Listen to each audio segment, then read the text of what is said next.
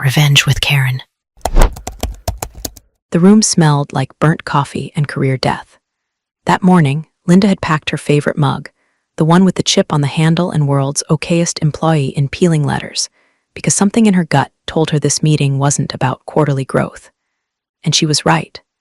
Effective immediately, the COO declared, smiling like a televangelist mid-grift, Linda's position is being dissolved under standard, at-will restructuring.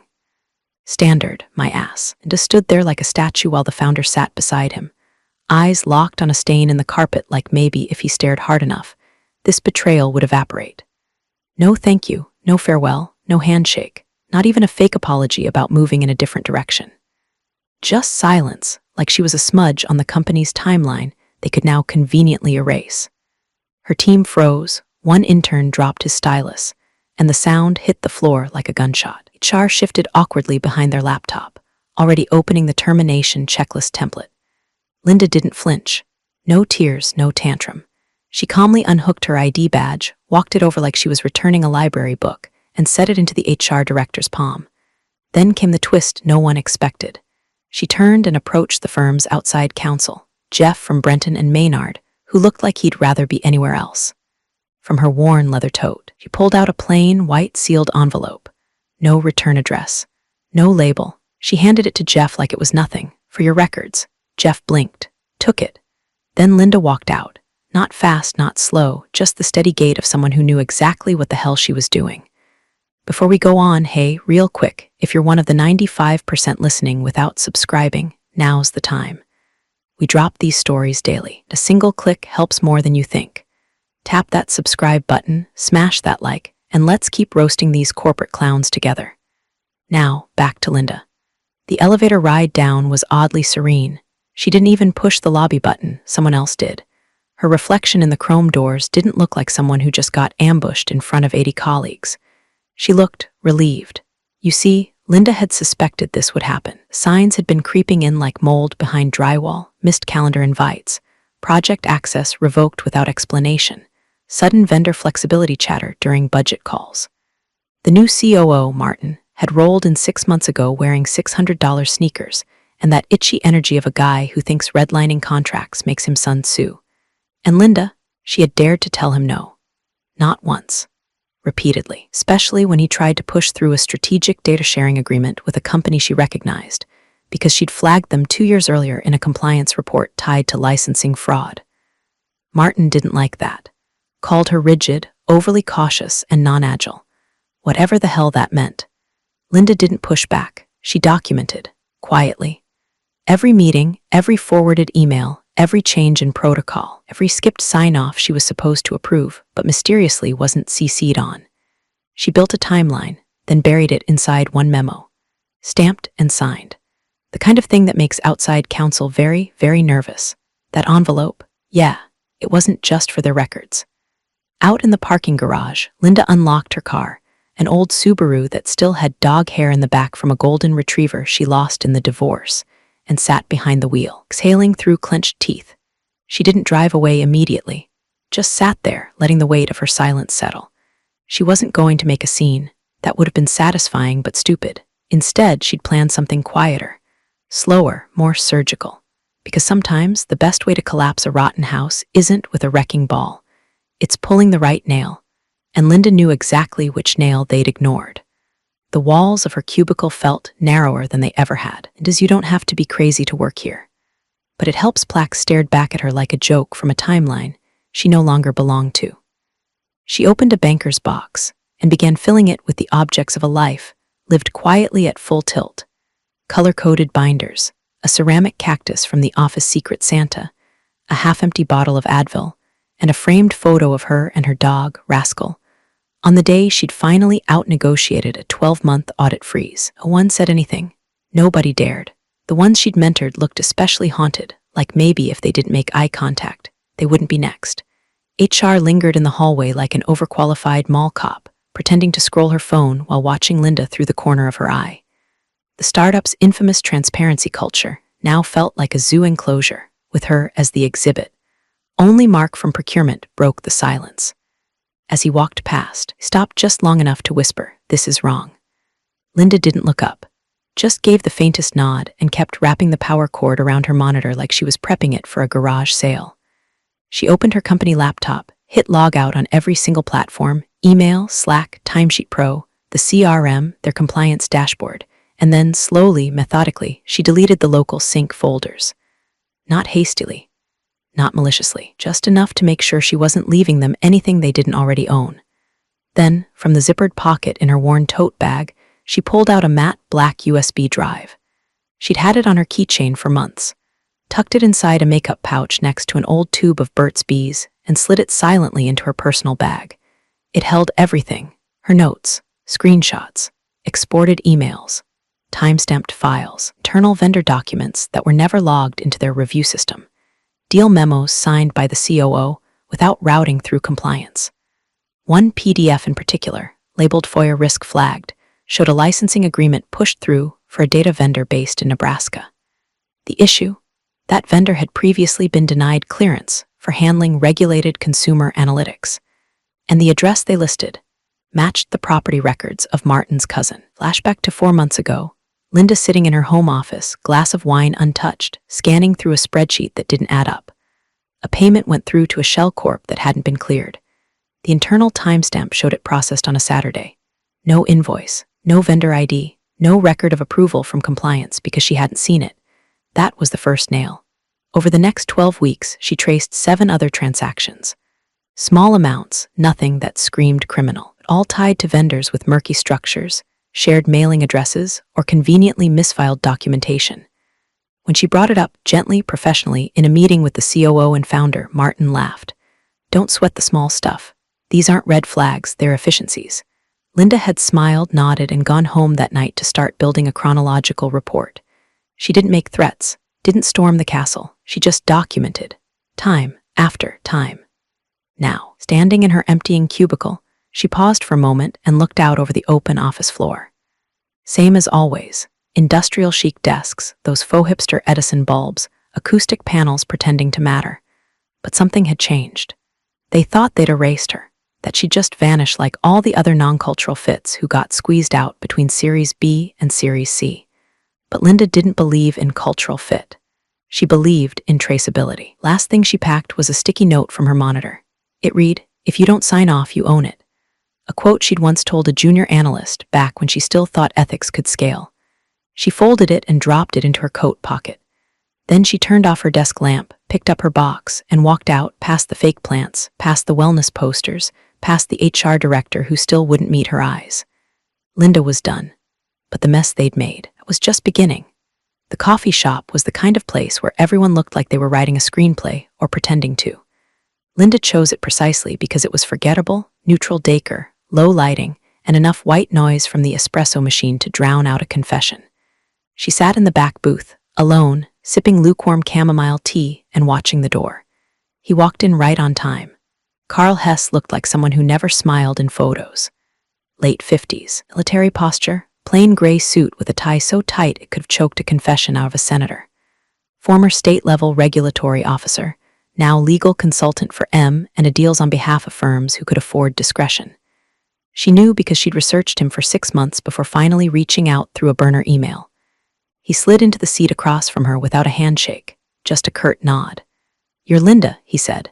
It wasn't a question. "You're Carl, talk." He didn't start with the envelope. Not yet. Instead, she played it the way he'd expect. Hypothetical, she began, unwrapping a sugar packet like she had all the time in the world. Say a mid-sized tech firm licensed state-restricted data assets, but the vendor used a P.O. box to disguise its jurisdiction. The company didn't verify, signed the deal, processed consumer analytics anyway. Carl raised an eyebrow but said nothing. Now let's say, she continued, those assets were foundational to their service pipeline. And a third-party auditor, say, during an acquisition, discovered the oversight. What happens? He leaned back. Acquirer halts the deal. Depending on how critical the data is, that could trigger an indemnification clause. Maybe even clawback provisions if the firm misrepresented itself during diligence. At worst, he paused. Regulatory freeze. License suspension. Lawsuit. Linda nodded, lips barely twitching. Buyers would, she asked. Buyers would sprint. She reached into her bag and pulled out a folder. Unlabeled, crisp, she slid it across the table like it was her lunch receipt. The front page was stamped, Exhibit L. Carl opened it. Inside, a condensed audit trail. Names redacted. Time-stamped screenshots. Memos. Copies of internal chat logs. Vendor agreements.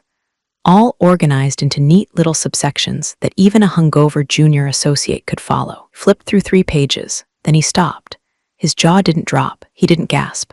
He just went still in that way only people trained to recognize liability do. After a long pause, he looked up. How long have you been building this? Since the day they tried to force me to backdate a vendor approval. He tapped the folder. This isn't a whistleblower packet. This is a grenade. Linda sipped her tea. It's insurance. Against what? Whatever happens next. She wasn't smiling, but something inside her finally loosened. Not joy, not pride. Just the pressure release of a woman who'd been clenching her moral spine for 2 years. I'm not looking to go public, she said. I'm not suing. I don't want a payout. I don't want headlines. I want distance. Carl tilted his head. Then why me? Because you have friends in acquisition law. Because you've testified in front of the FTC. Because you know exactly how much weight a sealed memo carries when it's notarized and archived properly. He stared at her, then closed the folder. And you've already filed this somewhere, with their legal firm. The day I was laid off, titled, dated, sealed, unopened, as far as I know. Carl nodded once, slowly. Then you're good. If they go to market and that memo surfaces, it'll raise every red flag in the book. And if they suppress it, the liability's worse. Push the folder back across the table. You want advice? She didn't answer. Keep your distance. Keep your hands clean, and for God's sake, don't warn them. I wasn't planning on it. Carl stood, smoothing the crease in his jacket. They made you the scapegoat, in public. They'll regret that in private. As he turned to leave, he added, You're not looking for revenge, Linda. You already won. Just don't spend the check all in one place. She sat there a long while after he left, watching the condensation on her tea glass drip down in perfect, silent symmetry. A different kind of calm settled in her bones. Not rage, not triumph, just readiness. Some people screamed to be heard. Linda, she preferred paperwork. And this particular packet was more than leverage. It was the fuse. 5 years is a long time in tech, but Viron treated Linda's exit like she died on a business trip, and they just quietly rerouted her per diem. No statement, no postmortem. Her Slack account was wiped. Her access to the compliance drive, revoked within minutes of the layoff, became just another inactivity lockout in the audit logs. Internally, they spun it as a mutual decision. The founder, Davis Rohn, told the board she'd wanted to try something new. Told clients she'd left on good terms, pursuing independent consulting. Told himself, probably, that burying 7 years of policy infrastructure under a fresh, agile direction was the right call. It wasn't. Because while Viron was polishing its Series C slides and pretending to innovate by adding unnecessary AI to things that didn't need it, Linda was building something quieter, sharper. She started small, 1 client, 1 laptop, a filing cabinet she bought secondhand from a municipal auction in Lakewood. Registered her consultancy under a nondescript LLC Blue Thistle Analytics. She operated out of a 1-bedroom apartment with bad plumbing and a view of a brick wall. But she had discipline, and more importantly, she had memory. Linda knew where the bodies were buried, and more importantly, which clients Viron had started neglecting. The ones who grumbled about customer support, the ones whose renewal emails went unanswered, the ones who'd been quietly shuffled off to junior teams so the C-suite could chase shinier, bigger fish. He didn't steal clients. She just answered their calls when no one else did. First came Rowley Mutual, then Cardscape, then 3 more over the next year, each one sliding across to her side of the fence without noise, without press. Her rates were lower, her audits cleaner, her turnaround times faster. She didn't have a sales team, she didn't need one, and she never once mentioned Viron, she didn't have to. By year 3, Blue Thistle had grown enough to require an assistant, Marcy, a whip-smart compliance nerd from Ohio with a sense of humor sharp enough to shave drywall. Together, they built a lean portfolio of mid-range firms that cared more about stability than flash. The kind of companies Viron had once depended on and outgrown. Meanwhile, back at the mothership, Davis had moved into more of a strategic visionary role. Translation, coasting on buzzwords while taking midweek golf calls. And Martin, the COO who had orchestrated Linda's exit, was now president. He trimmed departments, outsourced QA, rebranded twice. And every so often, when talking to potential partners or junior analysts, he'd drop lines like, I've always been a big believer in clean compliance. That's just baked into our DNA. Funny. That DNA was still built on Linda's framework, most of it still active, barely altered. But no one mentioned her. Not when they scored an industry award for data ethics, built on a white paper she wrote, and they never revised. Not when they presented a case study at Strat Edge Summit using graphs from a model she drafted 2 months before her termination. And certainly not when they started dropping hints in investor calls about acquisition readiness. Because Linda wasn't a chapter. She was a ghost. Except ghosts have a habit of lingering, especially when they leave behind artifacts. One such artifact still sat in a fireproof cabinet at Brenton and Maynard LLP, Viron's longtime legal counsel. 4th drawer down, back slot. Labeled simply, Linda M. Thorne, sealed, DNR unless requested by external auditor. It had been there since the day she walked out. No one had opened it. No one had asked to. Until now, because the acquisition whispers had turned into meetings. Those meetings turned into term sheets. And those term sheets triggered diligence protocols. And somewhere, deep in the inbox of paralegal tasked with scanning historical disclosures, a question had just been asked. Anything flagged as sealed or pending? The paralegal, chewing gum and halfway through a tuna sandwich, replied without much thought. Yeah, one thing. From 2019. That memo, the one Linda never followed up on, never hinted at, never dangled for attention, was about to see daylight. And unlike everything else at Viron, it hadn't aged. It had matured. Haley Tran, junior associate at Colfax Jensen LLP, was 36 hours into the soul-sucking black hole known as pre-acquisition diligence review. Her eyes were fried from spreadsheets.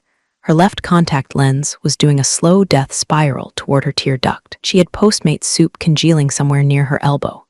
Still, she was sharp. She had to be. This wasn't some rubber stamp acquisition.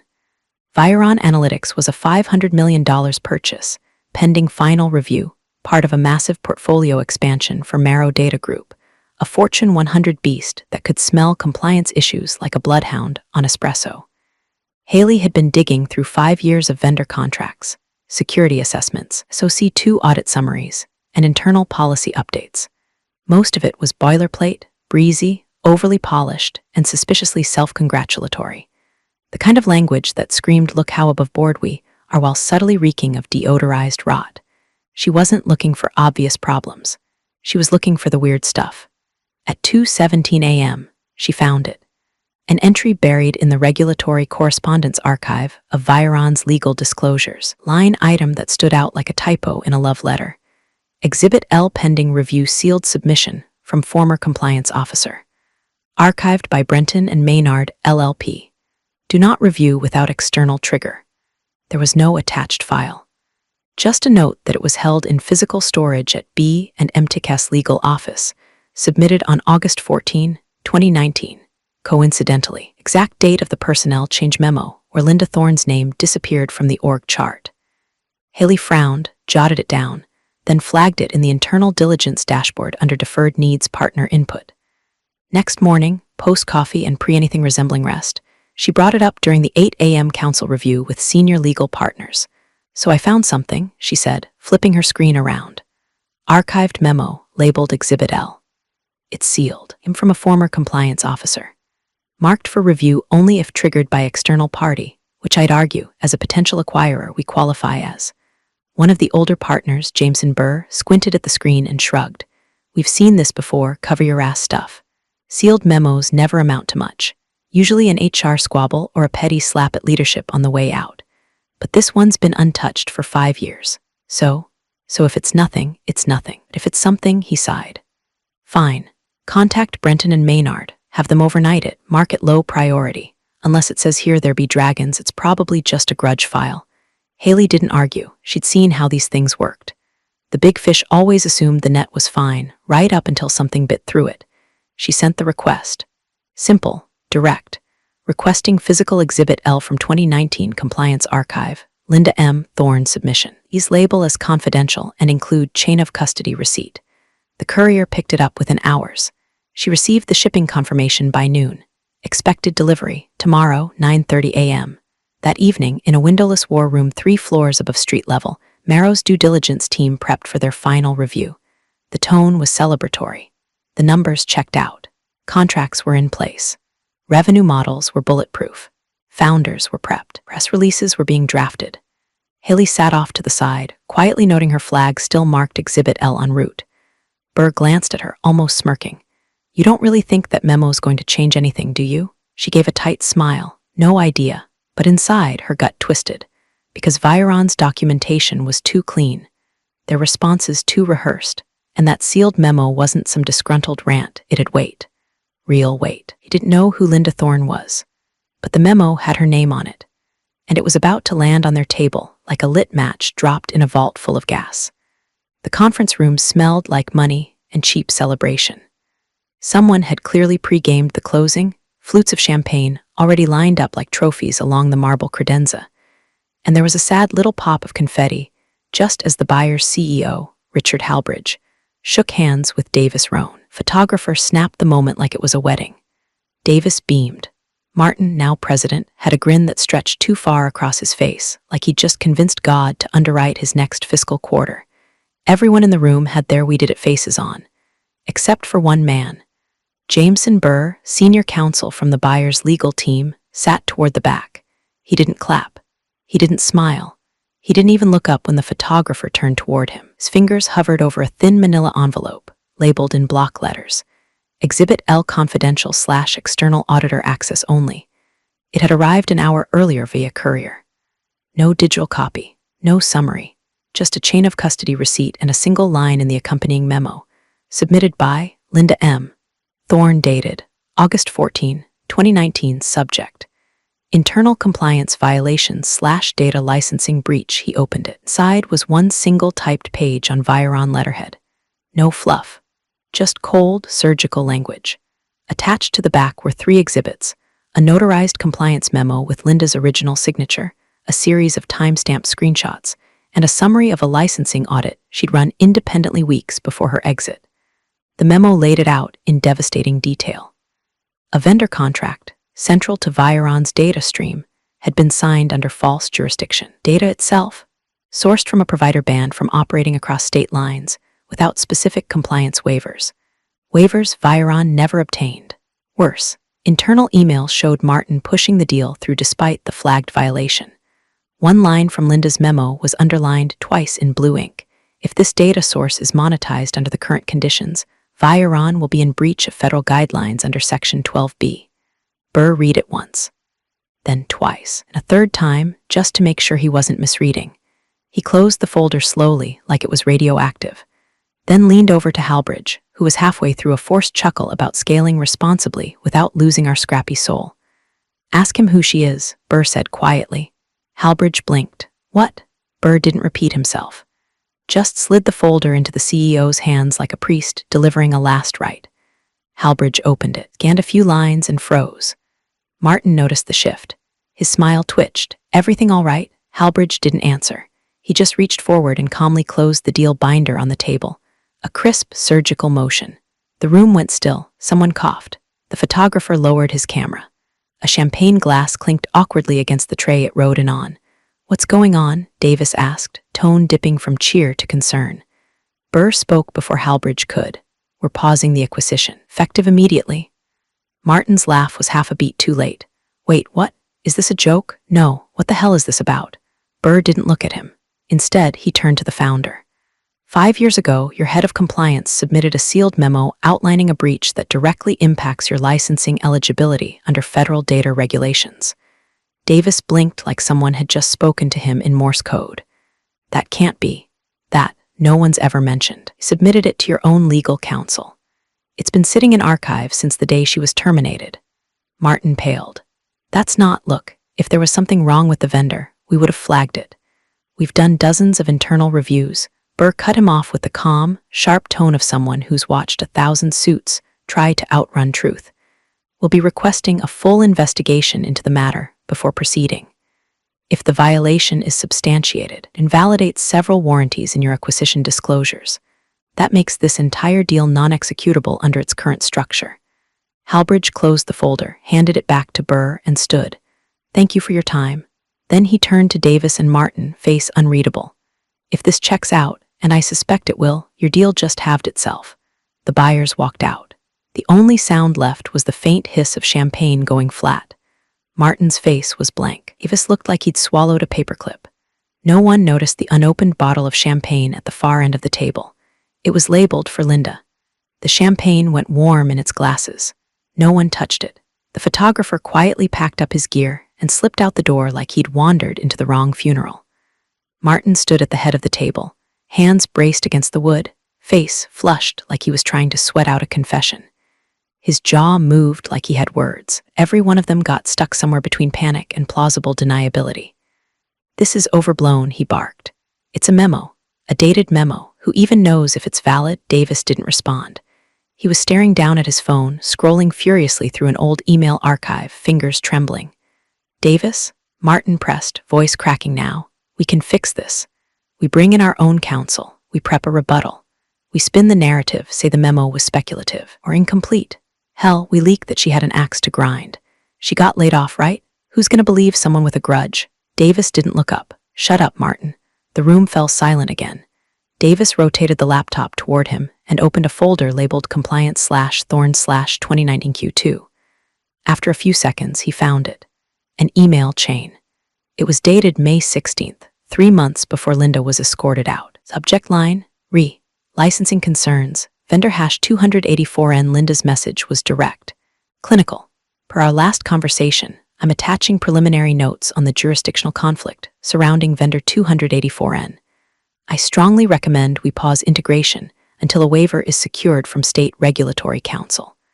Moving forward without one puts our entire compliance framework at risk. Below that, a response from Martin. Noted, we'll circle back. Focus on onboarding priorities in the meantime. And beneath that, nothing. The thread ended, no waiver, no action, just silence.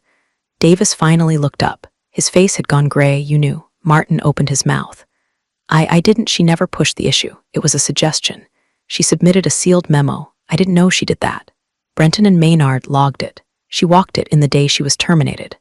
Silence. Side counsel was dialed in before the second hand hit the minute mark. The lead partner at B&M answered on speaker, sounding groggy and confused until Davis snapped. Did Linda Thorne submit a sealed document the day she was let go? Yes, hard copy. Labeled Exhibit L. We flagged it for archive under pending review, outside counsel access only. You approved that categorization. Martin blinked. You categorized it. Davis turned to him. Told me she handed you her badge and left without a word. She did.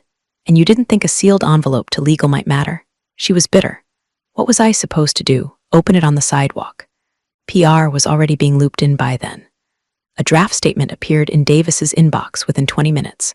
We are aware of historical compliance discrepancies and are working closely with our partners to ensure full transparency, blah, blah, damage control. None of it mattered because the acquisition wasn't paused, it was bleeding out. The buyer had frozen all negotiations pending an investigation. Their counsel had quietly begun contacting clients named in the audit logs. Rumors would start leaking within hours. Partners would ask questions. A vendor flagged for regulatory fraud in the current market. That wasn't a stain. That was a siren. By noon, Martin's calendar was cleared. His assistant ghosted. President title on the website was quietly changed to Executive Transition Lead, whatever the hell that meant. Someone, probably Davis, tried calling Linda. Once, straight to voicemail. No callback, no text, just dead air, and maybe that was the loudest part, because Linda didn't need to say anything. She didn't need to threaten, didn't post, didn't gloat. She had done what only a few in that building ever truly understood. She documented. Now her silence was an avalanche, burying the smiling photographs, the press drafts, the confetti, the champagne. There was no salvaging this with spin. You don't contain a 5-year ticking bomb. You just watch it go off and pray it doesn't take your name with it. The formal request for audit escalation landed in Viron's inbox at 9:12 a.m. the next morning, 12 hours after the champagne went flat, 9 hours after Davis Rohn had started researching golden parachutes in incognito mode. Subject: immediate suspension of acquisition terms pending forensic review. There were no pleasantries. No legalese fluff. Just cold bullets. All licensing agreements dated from Q1 2019 onward to be revalidated by third-party counsel. All vendor contracts tied to flagged assets frozen pending review. internal communication logs requested from relevant compliance officers, executives, and legal.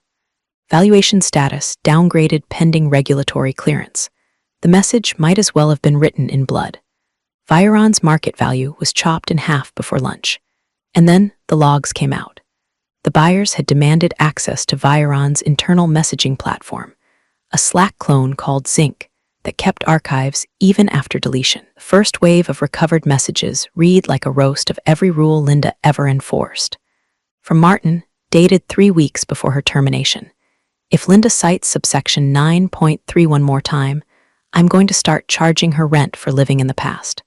From a product lead, she should tattoo compliance on her forehead. Then maybe she'd shut up about it. From Davis himself, response to her memo warning about vendor hash 284N. If we let her slow us down for another quarter, we'll miss the runway and get eaten. Sometimes you just push through the paperwork. They weren't just dismissive. They were mocking the very architecture keeping them from collapse. Now it was being read by Merrow's legal team, line by line, with the kind of attention usually reserved for FBI wiretaps. Every joke was now evidence. Every emoji. Red flag. The due diligence room had transformed from a high-fiving strategy zone into a legal ICU. Martin, officially placed on leave by 2:40 p.m. The kind of leave with an asterisk that meant don't come back until we tell you you're gone. The PR team shifted from press release prep to triage mode. Industry outlets were already whispering. Analysts flagged the pending acquisition as high risk. Clients started pulling back. One contract, worth $9.7 million annually, was canceled before sundown with a 2-line email. We no longer feel comfortable proceeding. Thank you for your service. Meanwhile, in a quiet office 12 blocks away, Linda Thorne stood by her window, stirring a mug of weak tea. She hadn't checked LinkedIn, hadn't answered her phone. She hadn't needed to, because Merrow came to her. A nondescript man in an expensive jacket showed up at the Blue Thistle office unannounced, introduced himself simply as Dan, didn't give a last name, handed Marcy his card, which said only Strategic Partnerships Merrow Group in minimalist font.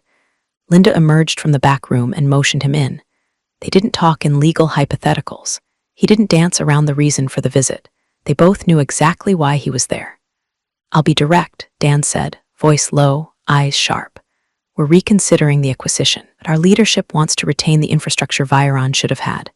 You built it, quietly, thoroughly. We'd like to discuss a role. Linda smiled politely, but said nothing. Dan continued, nothing public, no press, full autonomy, clean slate, name your rate. She walked over to a shelf and pulled out a blue folder, thicker than the one she'd submitted 5 years earlier. Labeled post-departure findings, dated, indexed, color-coded. This, she said calmly, is everything I didn't submit in 2019. Dan raised an eyebrow. Why didn't you? Because they were already going to drown in the first bucket. No need to open the floodgate. He didn't ask to see inside. He didn't need to. You haven't burned the bridge, he said. You detonated the foundation.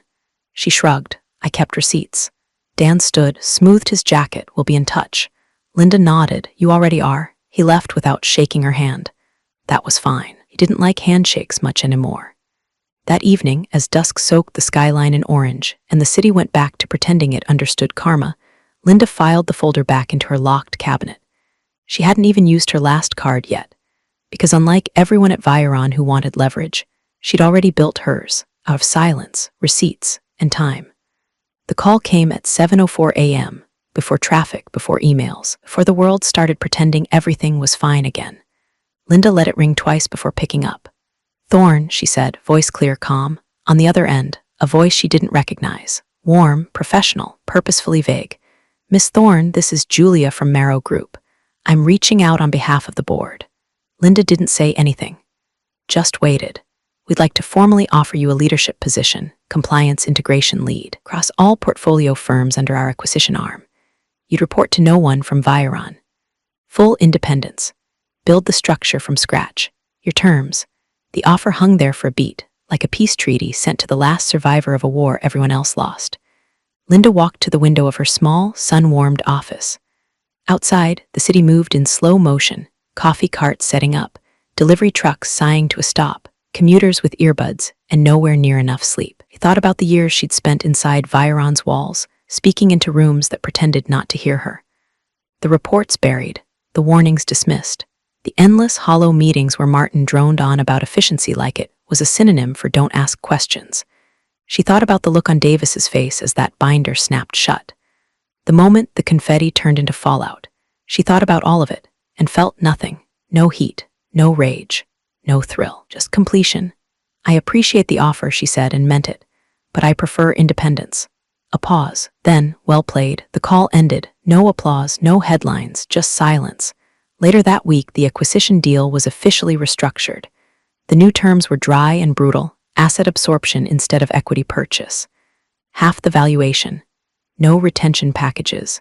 No press release. Avis Rohn stepped down with a prepared statement full of gratitude and forward-looking optimism. Martin, gone. No notice. No farewell. The LinkedIn change happened quietly, like he'd simply evaporated. Word spread in whispers. Internal review findings, contract clawbacks, a forensic audit that confirmed systemic governance negligence. It was all wrapped in legal shielding, but everyone who mattered knew exactly what happened. Everyone who mattered now knew Linda Thorne's name. On Thursday night, after locking up the office, Linda walked to the corner bar she used to pass by every day on her way to Viron. Back then, she was always too tired or too busy to go in. That night, she did. She ordered one drink. Neat, quiet. Her phone buzzed once. Unknown number. No contact photo. The message was short. How long were you planning that? She stared at it for a moment and typed, "Since the day you told me to pack my things." She hit send, didn't wait for a reply. She tucked her phone into her jacket, leaned back in the booth, and listened to the hum of normal life around her. Darts hitting cork, beer glasses clinking, someone arguing gently about the score of a game she didn't care about. Some exits come with screaming. Lawsuits, press. But Linda's, her exit was surgical. Silent, and the echo it left behind was the kind you could still hear 5 years later in the boardroom walls. You're the real stars of the corporate jungle. Thanks for watching. Hit subscribe, or I'll flick the switch on your old cubicle memories.